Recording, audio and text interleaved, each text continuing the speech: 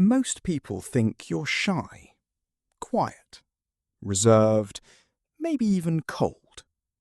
But that's not what this is. Because it's not that you hate people. It's that something inside you changes the moment you realize you're being observed. Suddenly your voice sounds wrong. Your movements feel unnatural.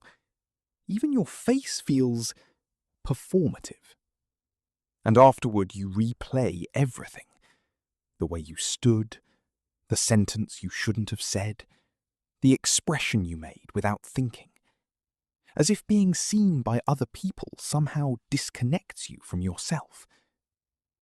What's strange is, you can be completely comfortable alone.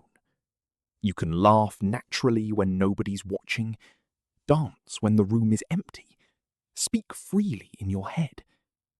But the moment another mind enters the room, you split into two people. The one living the moment, and the one watching yourself live it. Why does that happen?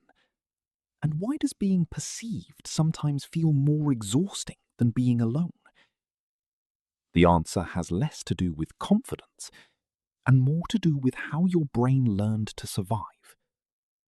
Most people experience self-awareness occasionally, but for some people, self-awareness becomes chronic. Not reflection, not mindfulness, monitoring. Your brain starts treating social interaction like surveillance. You don't simply exist around people, you manage yourself around them. Psychologists sometimes connect this to something called heightened self-monitoring, a personality pattern where the brain constantly adjusts behavior based on social feedback. At first, this sounds useful, and sometimes it is. Highly self-monitoring people are often emotionally intelligent, socially adaptable, sensitive to subtle emotional shifts. But there's a hidden cost. The brain slowly stops asking, "What do I feel?" and starts asking, "How am I being received?" That single shift changes everything. Because now your attention is no longer inside the experience. It's outside of it. Like trying to... And over time, you begin avoiding visibility itself. Not because you hate connection, but because visibility feels psychologically unsafe. The strange part is that many people who feel this way don't even realize when it started, because usually it started very early. Sometimes in homes where emotional reactions were unpredictable, where being too loud triggered criticism, where being emotional triggered embarrassment, where mistakes became identities instead of moments. The brain adapts quickly in those environments. It learns, if I can predict how people see me, I can protect myself. So you become hyper-aware. You study tone, expressions, micro-reactions. You become emotionally analytical before you even understand your own emotions.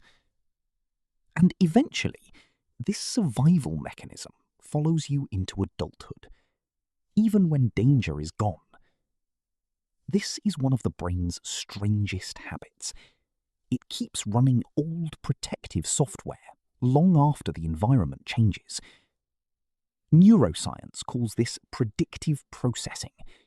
Your brain is constantly trying to anticipate outcomes before they happen. If your past taught you that visibility could lead to shame, rejection, or emotional exposure, your nervous system starts treating attention itself like a potential threat. Not a physical threat, a social one. And to the brain, social pain is not trivial. Research shows the brain... Behavioral psychology shows that attention shapes emotional intensity. The more attention you place on yourself, the louder self-consciousness becomes. So, during conversations, anchor your attention in observable details. the texture of someone's voice, the temperature of the air, the rhythm of the moment. This sounds simple, but neurologically, it shifts activity away from excessive internal evaluation. Second, stop treating awkwardness like evidence. Your brain stores emotionally charged memories more strongly than neutral ones, especially socially painful moments. So one awkward interaction can falsely feel enormous. But most people forget your awkward moments within minutes. You remember them because your brain tagged them as survival relevant, not because they were objectively catastrophic. A practical way to interrupt this is to stop replaying interactions immediately afterward. No mental post-game analysis. Even 2 minutes of rumination strengthens the neural loop. Instead, physically transition your attention. Walk, wash dishes, listen to ambient sound. Teach the brain the moment is over. Third, practice controlled visibility. Not full vulnerability all at once, just small moments where you allow yourself to exist without over-editing. Maybe you leave a text slightly imperfect. Maybe you speak before rehearsing mentally. Maybe you let someone misunderstand you without immediately correcting it. This works because the nervous system learns through experience, not logic. Every time visibility does not end in emotional danger, the brain slowly updates its predictions. Safety is learned through repetition, not reassurance. And finally, understand this. The goal is not becoming immune to perception. Humans are social creatures. We naturally care how others see us.